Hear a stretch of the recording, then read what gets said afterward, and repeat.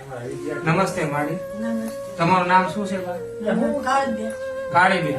અને તમે રબારી છો અને વિધવા છો તમે. હા.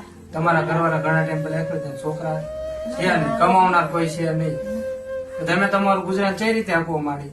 અને ત્યાં જોડાવો એક બે મારે ઓલા આવે છે ને વિધવાનો ફોર્મ ભરે ઈના આવે એમાં રેડું છું.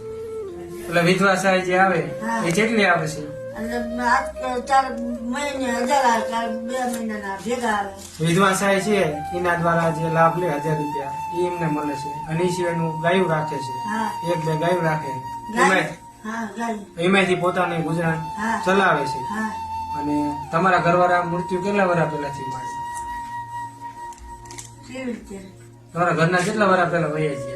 હજી તો 12 મહિને છે. 12 મહિનાથી એમના અને સંતાન પણ નથી, કોઈ દીકરા નથી, અને પોતે એકલા છે હા. અને કમાવનાર વ્યક્તિ કોઈ નથી. ના. અમને આ જાણ થતા મારુતિ મંડળ દ્વારા આજે 1 મહિનાનું રાશન કીટ તમને આપવામાં આવે છે. હા. અને આમાં મારુતિ મંડળના જીને પણ દાન આપ્યું એમનો પણ હું ખૂબ ખૂબ આભાર માનું છું. હા.